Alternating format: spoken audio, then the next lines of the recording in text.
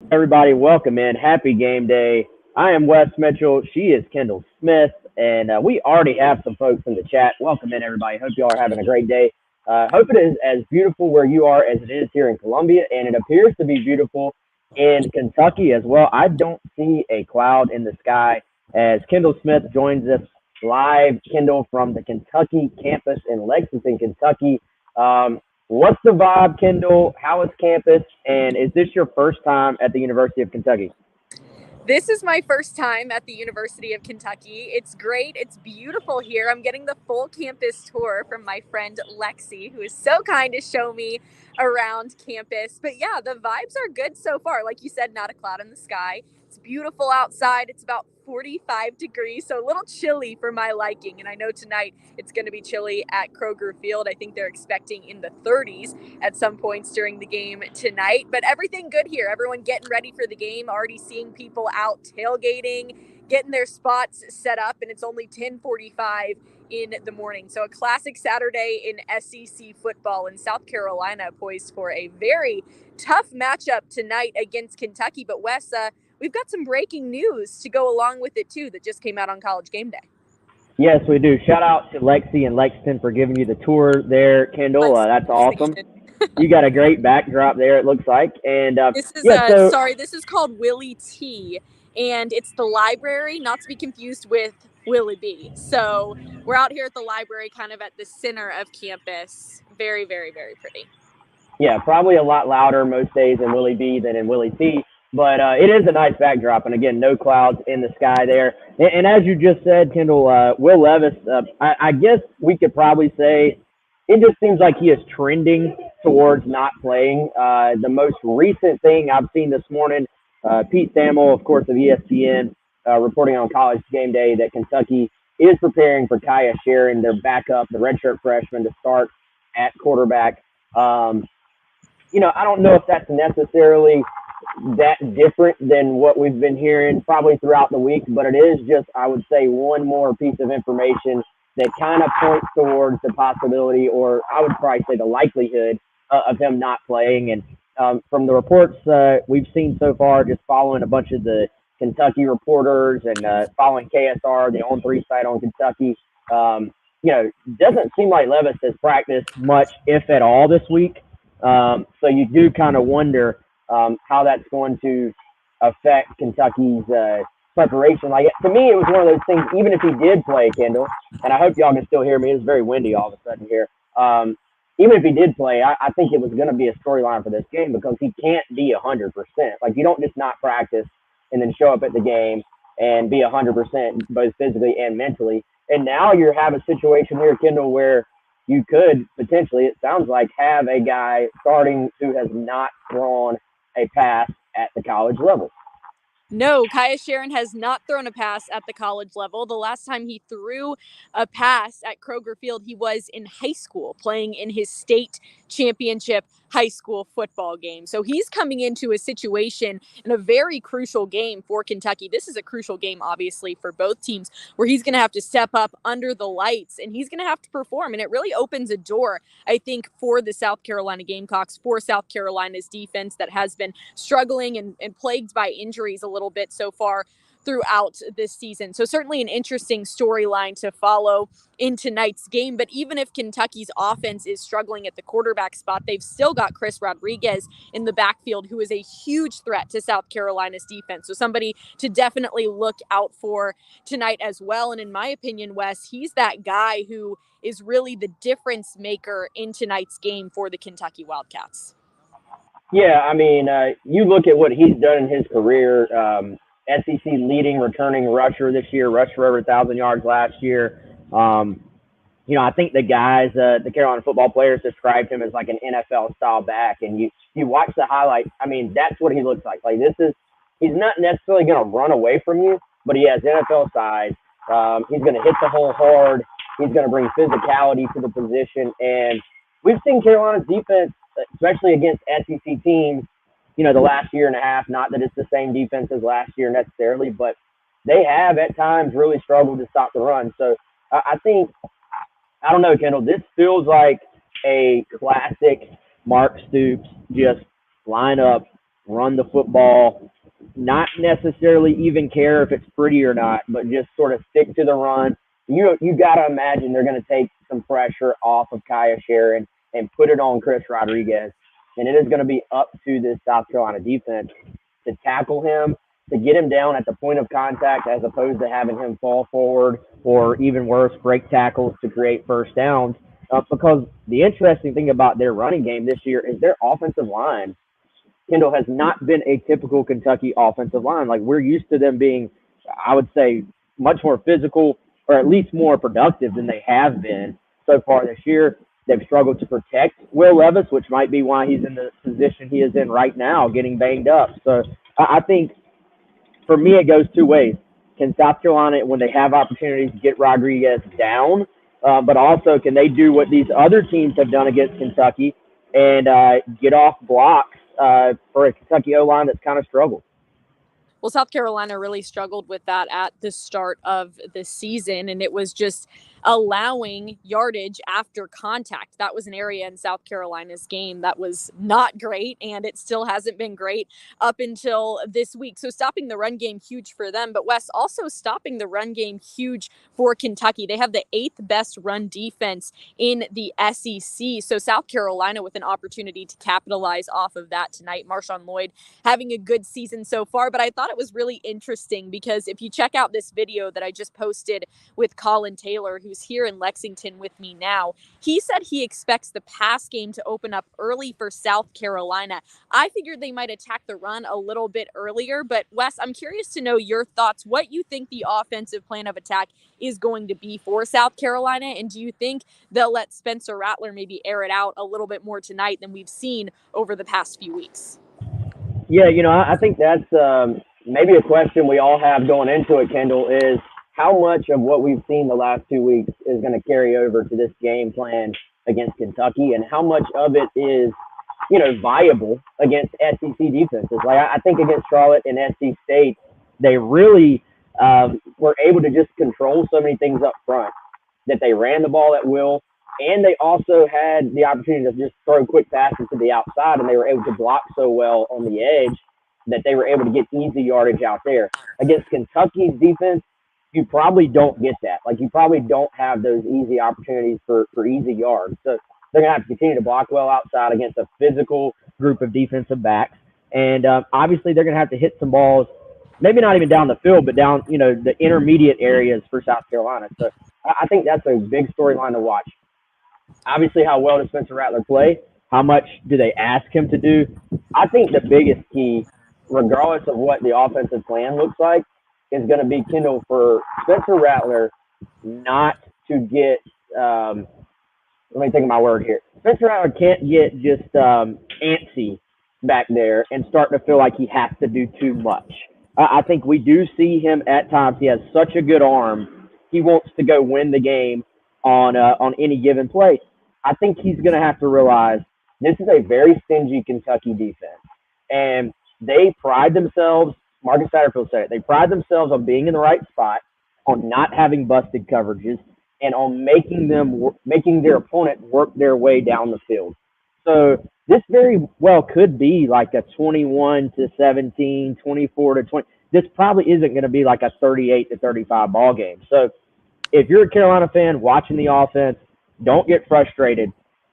I think the key is for this offense to just not make mistakes today and take advantage when they do have opportunities. Don't force it. If they start forcing it, that's when Carolina gets itself in trouble against Kentucky. Traditionally, you turn the ball over against them, you're playing right into their hands. So I think the key for Spencer Rattler, take what is there and then hit your shots when they are available to you.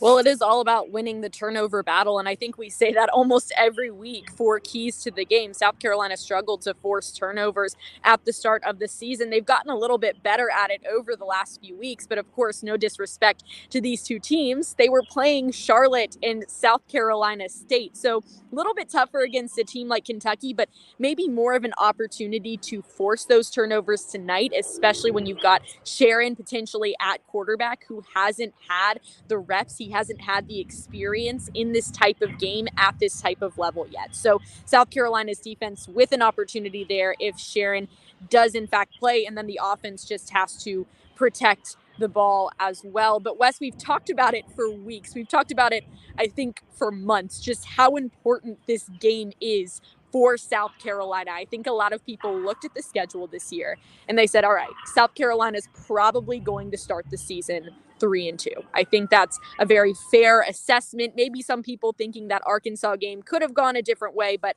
South Carolina starting the season 3-2, just as many people expected. Lots of people circling this Kentucky game because it really kind of starts the meat of South Carolina's schedule. They've got Kentucky, they've got Texas A&M, Tennessee, Vandy, all coming after this, games that they have to win, but they're going to have to win one of these games against Kentucky, Texas A&M, Tennessee, or Florida to really put themselves in a good spot to make a bowl game. So just how important, Wes, do you think tonight's game is?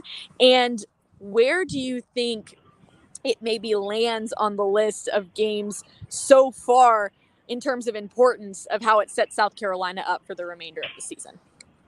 Yeah, well, I think, you and I talked all off season about that Arkansas game and the importance that it could have if South Carolina were to find a way to win it. And obviously that didn't happen. So I think that shifted so much importance to this game because it has become a swing game.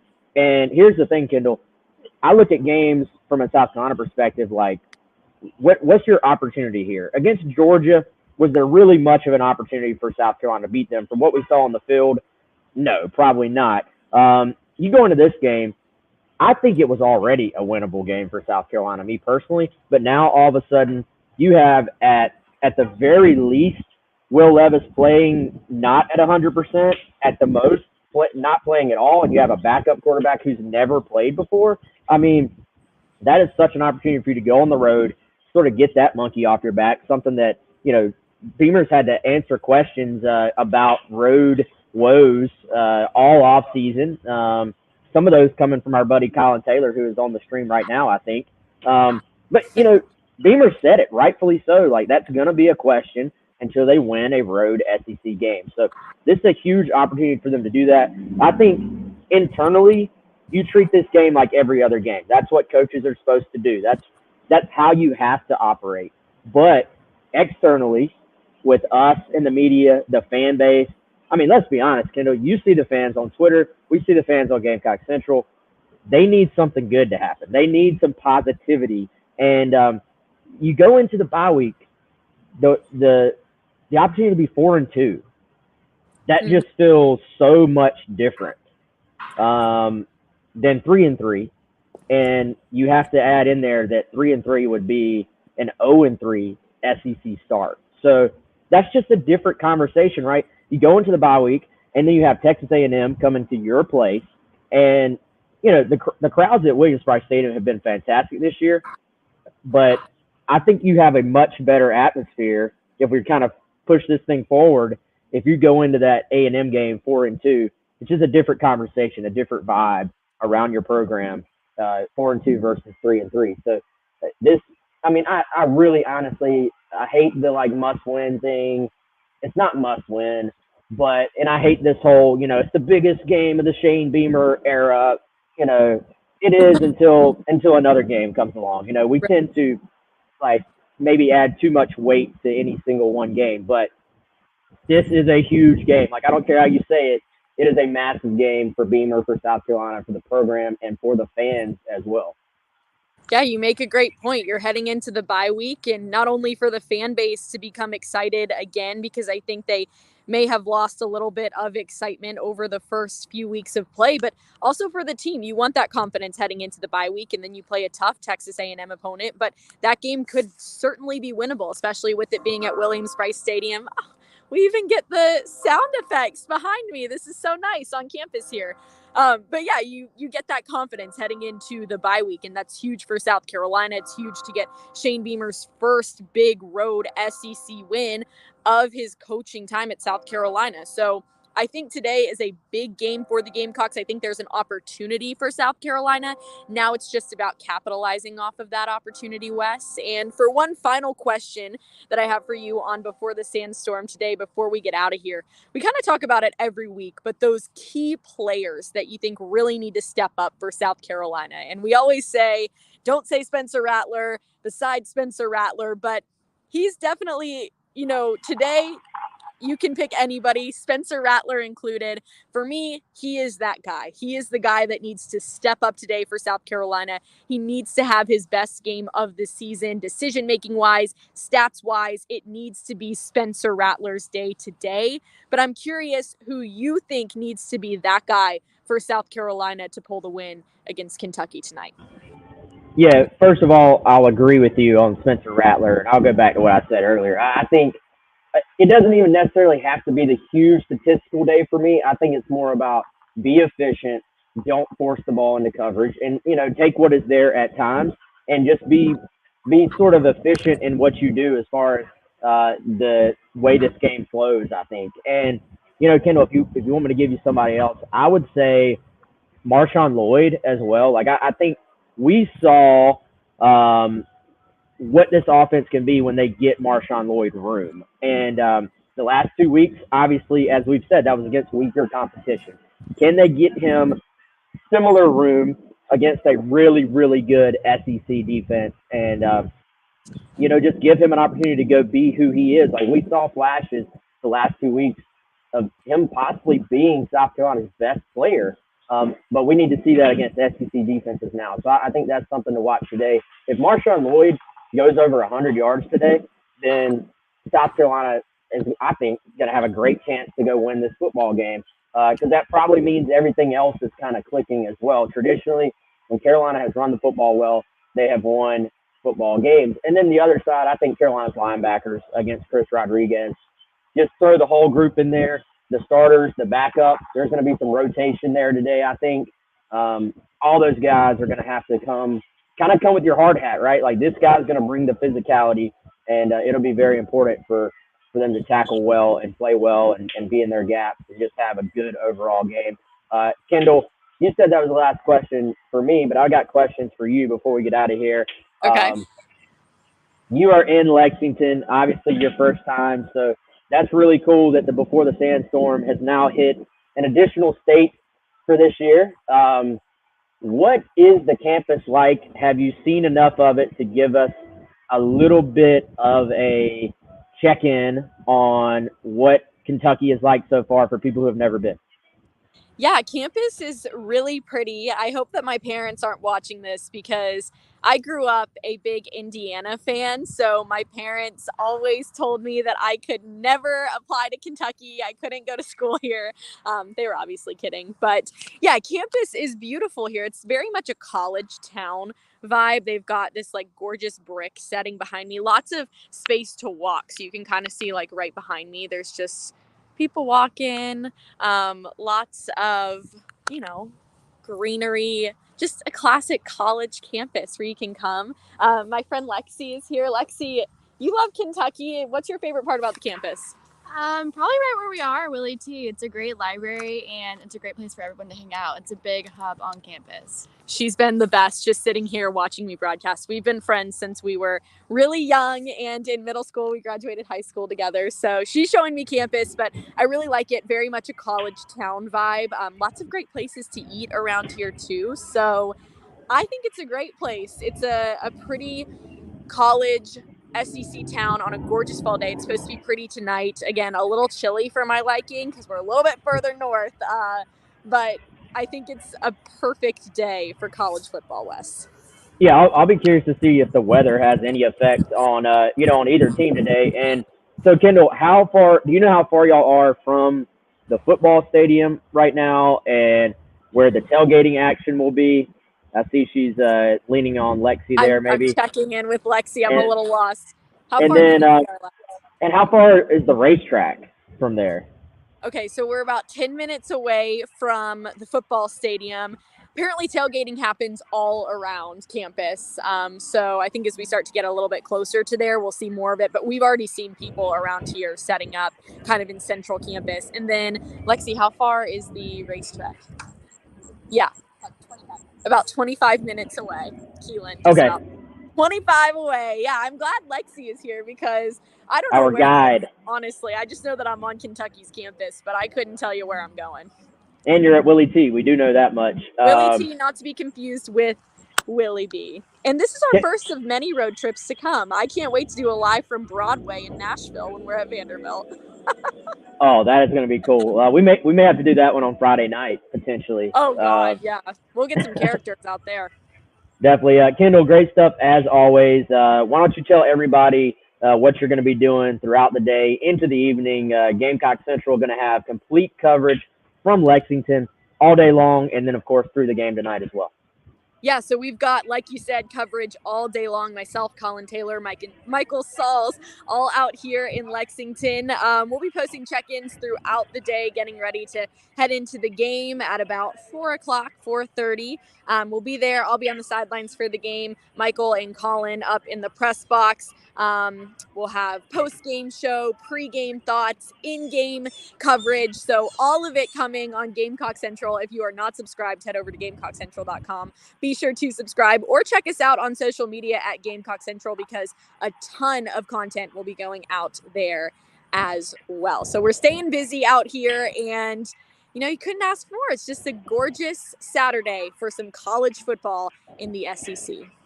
Kendall, great stuff. Like she said, check it out on all the social medias at Gamecock Central. Thank you, Kendall. Thank you, Lexi. Y'all have fun, and we'll see you later on. Okay, Kendall? All right. Bye, everybody.